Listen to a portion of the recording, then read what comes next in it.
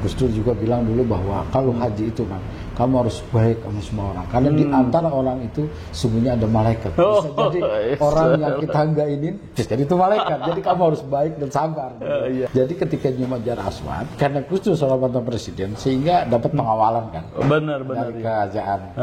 Jadi kita kalau nyium Hajar Aswad itu ya puas juga akhirnya ketika Gus Dur nyium, saya nyium lama kan, gitu. Karena dijagain ya kan. Jadi itu istimewanya.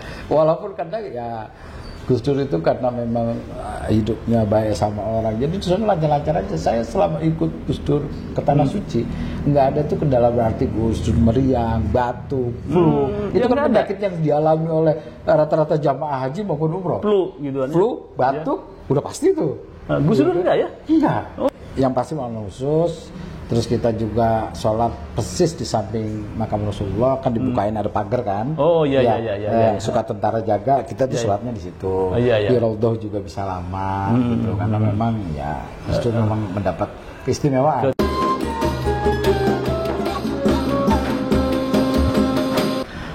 Assalamualaikum warahmatullahi wabarakatuh. Waalaikumsalam warahmatullahi wabarakatuh. Pemirsa pada Swat TV, soal haji ini memang suka dukanya luar biasa dan banyak kisahnya. Kisah yang tidak terduga. Kisah yang tidak terduga. Nah, sekarang di media sosial ini sedang viral Kang Sulaiman, yaitu Amer Gaddafi, yaitu calon jamaah haji asal dari Libya. Itu ditolak padahal dia sudah ada di bandara di Libya, itu tidak bisa naik pesawat. Betul. Pesawatnya langsung aja ditinggal Amer Gaddafi.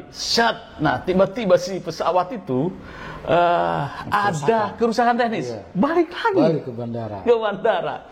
Nah, ketika itu Amer minta bahwa dia harus berhaji, harus masuk ke pesawat. Ditolak pula. Tolak oleh pilotnya. Kemudian berangkat lagi, ternyata ada kendala teknis lagi itu si pesawat, balik lagi ke bandara. Nah, baru ketiga kalinya pilot mengatakan kita tidak akan berangkat kalau Amer tidak ikut dalam pesawat. Akhirnya pesawat berhasil tinggal landas sampai tujuan. Itulah kisah yang viral dan ini nyata ada di Libya. Kenapa Amer ditolak? Karena masalah nama ini. Amer Gaddafi. Disangkanya mungkin keluarga Gaddafi. Kira-kira seperti itu. Nah, juga ini sedang ramai juga Kang Sulaiman, jamaah haji Indonesia yang berangkat dengan ilegal, kemudian ketangkap di Mekah, kemudian dikembalikan ke Jeddah, kemudian di Jeddah masih nekat lewat jalur ilegal, menyewa taksi lewat gurun. 3 orang ini di media pemberitaannya muncul 3 orang, kemudian di tengah jalan sang sopir itu merasa takut kalau ditangkap. Akhirnya jemaah yang dari kita itu diturunkan dan 1 meninggal karena dehidrasi. Inilah kisah-kisah haji, walaupun sudah sampai Mekah, kalau belum ada panggilan tetap saja dikembalikan. Nah, saya bersama dengan Kang Sulaiman. Kang Sulaiman adalah ajudan Gus Dur dan juga petugas haji tahun lalu. Tentu ada suka dan dukanya ini. Betul. Kang Sulaiman, bagaimana suka dukanya menjadi petugas haji dan pengalaman haji kemarin?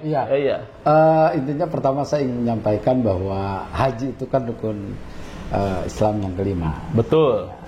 Man istata'a ilaihi sabila, bahwa haji itu bagi orang yang mampu. Mampu dalam di sini bukan berarti mampu hanya secara finansial, tapi juga harus mampu jasmani dan rohani. Contoh seperti orang finansialnya kuat, namun fisiknya tidak memungkinkan untuk pergi jauh, maka dia tidak bisa haji. Bahkan orang yang jasmaninya sehat, tapi finansialnya juga tidak cukup, maka dia juga tidak bisa haji. Bahkan ada juga hari ini finansial kuat, fisiknya juga kuat, tapi juga tidak bisa haji. Karena sesungguhnya haji adalah memang panggilan. Jadi kalau memang kita belum dapat panggilan, ya sulit juga kita untuk berangkat haji. Dan kisah ini juga yang tadi Pak Usuk ceritakan itu, bahwa ini adalah kejadian tahun 2005, yaitu seorang jamaah haji asal Libya, Amer itu. sesungguhnya secara nyata kalau sudah ditinggal pesawat dan itu udah nggak bisa. Dan itu kloter terakhir. Kloter terakhir itu ya. Tapi buktinya kalau Allah menghendaki maka beliau sudah mendapat panggilan, insya Allah beliau bisa langsung tetap saja berangkat. Subhanallah. Dan ini Kang Sulaiman memang suka dukanya juga sekarang haji di Indonesia itu ada yang tertinggal terpisah dengan kloternya dengan suaminya, tetapi ini sudah bisa ditangani secara teknis. Kemudian juga tadi fisik kuat, kemudian biaya juga ada. Yaitu visa furoda itu tidak keluar. Nah, ini persoalan. Jadi tidak bisa diukur. Ya, tidak bisa diukur. Visa langit ini kan ya. Jadi orang yang finansialnya kuat, katakan orang kaya, tidak bisa berangkat dengan finansial yang sudah ada. Tapi mungkin ada pedagang cilok, pedagang kecil yang mungkin dia memang niat menunggu selama 17 tahun, hari ini bisa berangkat. Iya, betul. Jadi memang biaya itu atau orang kaya itu tidak menjadi suatu ukuran bahwa segala suatu ibadah ritual ini diukur dengan kekuatan finansial. Ya, baik Kang Sulaiman. Anda kan kemarin jadi petugas haji. Ini itu banyak sekali kan ya yang di Mina, kemudian di Arafah, kemudian kredit tawaf dan lain sebagainya. Sebetulnya apa yang harus dipersiapkan oleh jamaah haji dan pengalaman seperti apa yang Kang Sulaiman dapatkan kemarin? Iya, jadi mungkin pengalaman saya menjadi petugas haji kemarin melayani tamu Allah lah ya. Jadi pertama niat saya memang bahwa orang-orang lansia yang banyak saya bantu itu kan bukan orang tua saya, tapi Allah telah menitipkan tamu Allah ke saya ya. Jadi saya anggap orang tua saya. Pertama begini, bahwa jamaah haji manakala kita sudah dapat kepastian untuk berangkat, katakan tahun depan, paling tidak dalam 1 bulan jamaah haji harus menyiapkan fisik yang kuat. Fisik yang kuat ya? Fisik yang kuat, karena jamaah haji itu memang banyak menggunakan kekuatan fisik. Iya. Paling tidak jamaah haji sebelum berangkat itu dalam waktu 1 bulan beliau membiasakan itu untuk jalan pagi kurang lebih 5 kilo gitu ya. Karena salah satu contoh manakala kita mau ke masjid Mekah gitu, kita kan disediain kendaraan bis itu bis selawat bis selawat namanya, hampir kurang lebih 400 bis itu untuk mengantar jamaah dari hotel ke masjid menuju Ka'bah. Nah, itu ada terminal namanya Al-Ziyad gitu ya, Syekh Amir. Itu jaraknya kan hampir 2-3 kilo dari masjid ke menuju terminal tersebut.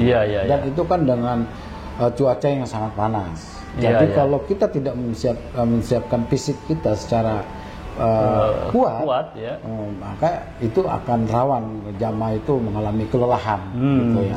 Sehingga pas puncaknya, apalagi saya juga merasa bahwa jamaah haji kita itu memang harus betul ikut petunjuk yang dikeluarkan oleh Kementerian Agama, dalam hal ini Daker ya, daerah kerja Mekah itu ada pimpinan di sana.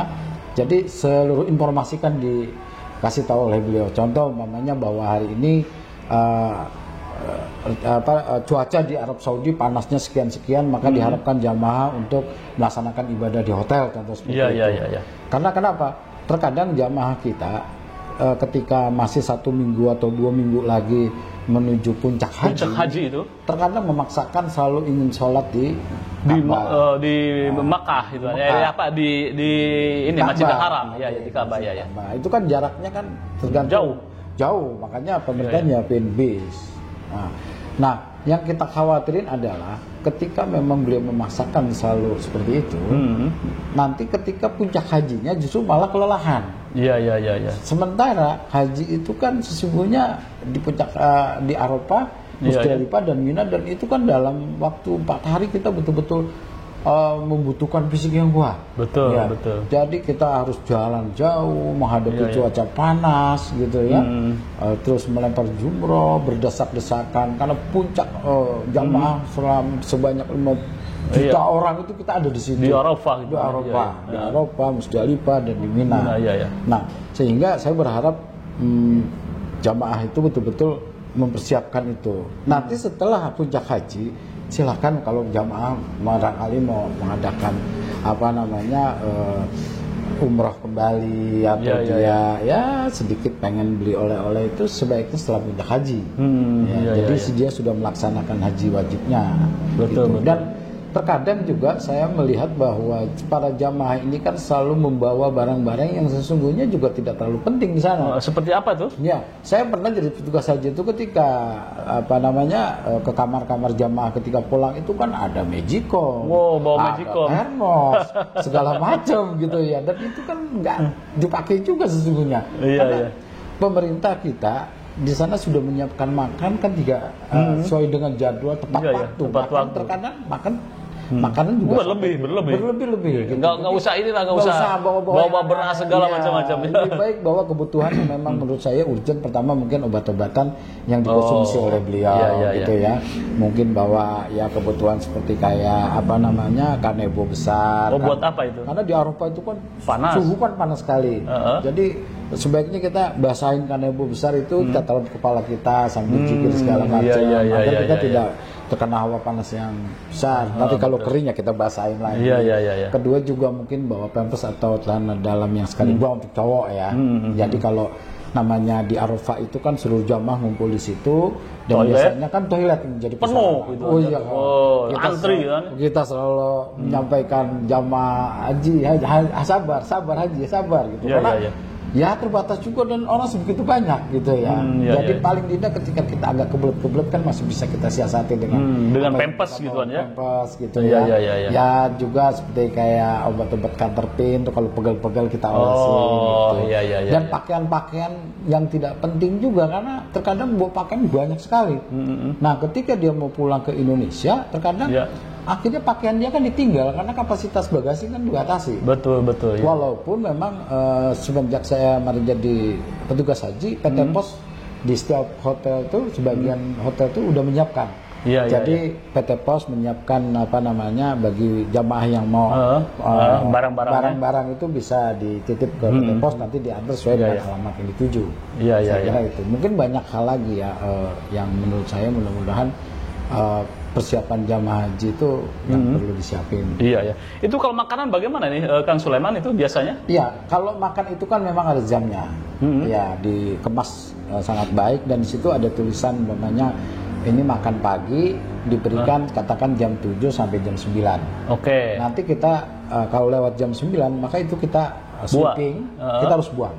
Karena aturan dari Kementerian Haji Arab Saudi makanan itu tidak boleh disimpan. Karena nanti menyangkut masalah kesehatan. Jadi kalau memang udah waktunya kita tarik, kita tarik buang. Aja. Atau biasanya kan sampai jam 11, jam 7 sampai jam 11. Karena setelah itu langsung ada gantinya makan siang. Nanti setelah makan siang jam berapa, mungkin jam 3, jam 4 kita tarik lagi, makan sore sudah datang gitu. Jadi ya mudah-mudahan sih tidak terlalu kendala kalau makan, dan makanannya kan makanan Indonesia. Tapi begini, kembali lagi ke orang yang memaksakan untuk naik haji nih, kan tidak rela, tidak antri itu kan, tidak mau antri. Kita bayar ke BPKH itu aja 25 juta sebagai uang muka, kemudian nunggu sampai berapa puluh tahun gitu kan ya. Itu untuk memaksakan ini naik haji dengan cara ilegal seperti banyak contoh-contoh. Contoh lagi itu ada sekitar berapa itu ratusan orang yang diangkut di truk itu loh, dump truck itu kan ya. Nah itu kemudian dibuka ternyata ilegal jamaah haji. Waduh, ini bagaimana nih kira-kira Anda sebagai mantan petugas haji gitu kan ya? Memang yang seperti itu memang hendaknya kalau menurut saya jangan kita lakukan ya. Kan sebetulnya pemerintah Arab Saudi mungkin menurut saya juga melihat kapasitas Arafah ya. Jadi kalau jamaah-jamaah yang tidak resmi, ya memang dalam hal ini Arab Saudi memang agak tegas. Karena Arafah ini kan suhunya sangat panas sekali. Betul. Dan dia itu kan daerahnya kan terbatas. Kalau dipaksakan lebih berbahaya kalau Nah, ada juga orang ini kan memaksakan memaksakan untuk tetap berangkat dengan jalur yang menurut saya tidak resmi. Karena pemerintah itu kan sesuai dengan undang-undang hanya mengakui haji itu ada dua, haji reguler dan haji plus. Saya pikir cukup pakai jalan itu saja. Karena seperti yang hari ini kita saksikan bahwa ketika orang sudah siap dengan haji furoda yang istimewa menurut kita, ternyata tidak bisa. Ternyata pun tidak bisa. Bahwa sesungguhnya ibadah haji itu tolak ukurnya enggak sebatas uang aja. Iya. Jadi ya sudahlah, kita bersabar, betul ya, untuk bisa menjalankan ibadah haji ini gitu. Iya. Ya, baik. Itu suka duka dengan Kang Sulaiman sebagai petugas haji tahun lalu, dan tentunya banyak pengalaman-pengalaman lainnya. Pengalaman itu untuk dorong-dorong yang lansia atau apa? Betul. Pernah? Iya. Oh ya, jadi kan kita ini kan di petugas haji itu dibagi ya. Ada linjam namanya, itu perlindungan jamaah. Itu biasa dari teman-teman TNI Polisi ada di situ. Bagian konsumsi, bagian transportasi, bagian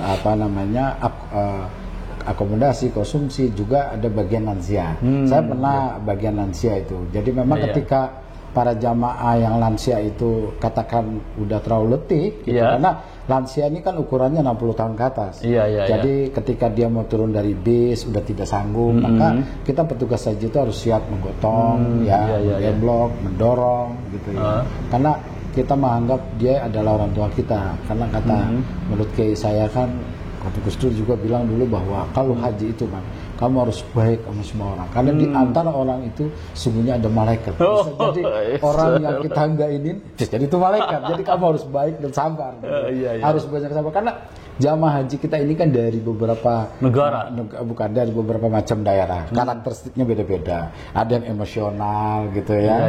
Apalagi dia merasa kecapean, tiba-tiba pelayanannya kurang marah-marah, atau memaksakan rombongannya selalu berangkat, tiba-tiba ketinggalan rombongan. Nah, itulah peran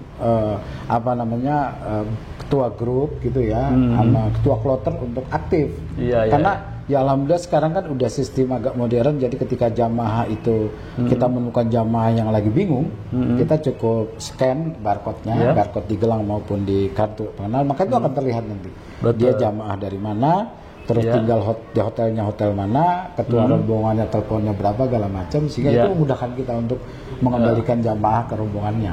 Oh iya, tapi ini ya sebagai salah satu tipsnya, gelang jangan sampai hilang, lepas. Terus selalu bawa tas kecil di depan. Itu kan jelas tuh. Ya, namanya. Karena ketika kita petugas haji itu kan, kalau saya membiasakan bawa aqua 3 gitu ya. Agar kenapa, ketika kita ketemu jamaah yang kelelahan, dehidrasi, itu bisa kita kasih aja minuman. Walaupun kita nggak lihat itu dari negara mana, walaupun kita fokus kepada itu. Tapi kalau jamaah Indonesia yang lagi kebingungan ngelihat kita, karena kita kan atribut kita tuh kelihatan bendera Indonesia kan, gitu, topi, baju, wah itu dia pasti sangat senang sekali. Bisa manggil Pak Haji gitu. Mana Bu? Iya, saya bingung ini pulang kemana ya? Ada yang begitu. Wah, itu banyak sekali. Banyak sekali. Jadi ketika tawaf di Mekah, terkadang itu kan kredit. Nah, itu rombongan kan bisa kepecah nih. Nah, itu yang resiko pada akhirnya ketinggalan rombongan. Dia udah nunggu di luar lama tapi gak ketemu-temu, karena kan kadang keamanan Arab Saudi itu ketika pintu masuk ke Masjidil Ka'bah itu jalurnya udah terlalu padat, makanya pasti akan ditutup sama dia. Pasti lewat pintu yang sebelah sana lagi.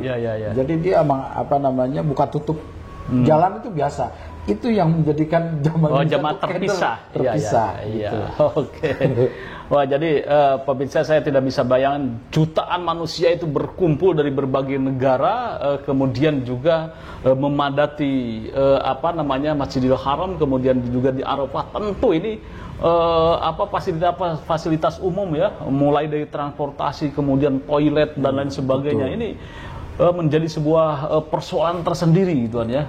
Saya dengar informasinya itu orang mau ke toilet itu antri sampai berapa kilo gitu kan orang. Waduh, itu nggak kebayang itu kalau kita kebelet gitu kan. Masya Allah. Jadi makanya memang yang lebih terpenting itu yang harus kita siapkan. Dibanding kita bawa baju banyak dari sini, yang di sana untuk pakai, karena di sana kan juga bisa nyuci. Betul. Buat apa juga kita bawa baju banyak-banyak. Ya, kalau pengalaman dengan Gus Dur sampai apa nih? Ya, kalau sama Gus Dur. Pernah umroh bareng atau bagaimana? Iya, jadi kan saya pernah cerita bahwa Gus Dur itu kan biasa setiap tahun dapat undangan atau ada orang yang mau berangkatkan haji kan. Iya. Untuk Gus Dur. Nah, terkadang Gus Dur selalu bilang, udah man, itu aja buat kiai kampung sana gitu. Kiai yang memang bukan kiai pondok pesantren besar. Iya. Jadi kiai yang ngaji-ngaji, yang suka ngaji lekar, tapi Gus Dur kenal gitu kan. Nah, akhirnya kata Gus Dur kasih kiai itu man yang di Pasuruan atau di Lampung atau di mana gitu kan. Lalu saya hubungi kan, kamu urus gitu. Jadi hampir setiap tahun Gus Dur memberangkatkan haji. Nah, walaupun saya suka tanya, saya hajinya kapan Pak? Ya kamu nanti aja, pasti kamu haji kok. Sampai pada akhirnya Gus Dur meninggal pun saya hanya diajak umroh 5 kali haji gitu ya. Ya walaupun pada ujungnya akhirnya tahun 2018 kalau nggak salah ya saya bisa haji. Oh bisa haji karena dihubungi oleh orang, mungkin dulu orang yang bukan sama Gus Dur tuh sangat menghormati Gus Dur, orang China, non Muslim. Sampean diberangkatin. Iya katanya saya lagi ingat Gus Dur terus, jasa beliau banyak buat etnis kita gitu. Ya sudah Mas Sulaiman, mau nggak kalau saya berangkatin haji biar ya rindu saya Gus Dur itu terobati. Wah mau pasti jangan. Saya pikir itu jawaban Gus Dur. Ternyata saya bisa haji. Tapi akhirnya alhamdulillah 2015 pun saya bisa jadi petugas haji. Oh iya luar biasa. Jadi dan kalau jasa ikut Gus Dur kan memang banyak keistimewaan gitu karena saya kan menurut saya nggak mungkin lah menurut saya bisa ke tanah suci karena kan secara finansial saya juga nggak kayaknya nggak kebayang gitu ya. Tapi ketika ikut Gus Dur alhamdulillah saya bisa ke tanah suci. Saya bilang Pak nanti ketika saya sampai Ka'bah kan Pak ini kita udah di Mekah saya bilang. Itu hitam-hitam kayaknya Ka'bah ya Pak. Oh iya, nanti kamu nyium Hajar Aswad nanti gitu kan. Dan ternyata memang betul. Jadi ketika nyium Hajar Aswad karena Gus Dur salah satu presiden sehingga dapat pengawalan kan. Benar dari kerajaan. Jadi kita kalau nyium Hajar Aswad itu ya puas juga akhirnya ketika Gus Dur nyium, saya nyium lama kan gitu. Karena dijagain ya kan. Jadi itu istimewanya. Walaupun kadang ya Gus Dur itu karena memang hidupnya baik sama orang, jadi itu lancar-lancar aja. Saya selama ikut Gus Dur ke tanah suci, nggak ada tuh kendala berarti Gus Dur meriang, batuk, flu. Itu kan penyakit yang dialami oleh rata-rata jamaah haji maupun umroh. Flu gitu kan? Flu, batuk, udah pasti tuh. Gus Dur enggak ya? Enggak, sehat-sehat aja sehat. Gitu. Pengalaman ritual ibadah saya yang mungkin saya nggak lupain. Jadi ketika saya kemarin dari petugas haji, jadi ingat saya nostalgia lah tempat-tempat yang Gus Dur suka datengin. Maksudnya yang didatengin itu terkadang di hotel, Bang. Iya Pak. Ayo ke bawah cari kopi gitu kan. Dulu kan suka kopi itu. Saya bilang Pak agak pesen di hotel aja, di bawah aja gitu kan. Itu kan ya seperti kayak jamaah biasa aja. Gus Dur jalan berdua sama saya. Dia kan lebih ngerti makanan Arab kan. Iya. Pesenin teman roti inilah apalah gitu. Saya datengin ini tuh saya mau Gus Dur. Karena kan tempatnya masih ada ya. Masih ada ya. Tapi waktu setelah jadi presiden, Gus Dur masuk ke Ka'bah juga ya? Iya mungkin ya, karena waktu itu saya belum mengikuti secara langsung. Tapi setelah nggak jadi presiden. Menjabat presiden? Cuma ada pengalaman khusus itu kan ya? Yang pasti pengalaman khusus. Terus kita juga sholat persis di samping makam Rasulullah, kan dibukain ada pagar kan. Oh iya. Suka tentara jaga, kita di sholatnya di situ. Di Raudhah juga bisa lama gitu, karena memang ya justru memang mendapat keistimewaan. Walaupun memang biasanya kita dikasih jadwal kan malam. Iya. Dan Gus Dur juga malas menangnya malam. Atau Gus Dur udah lama di Arab tuh enakan malam. Siangnya kita tidur aja. Panas.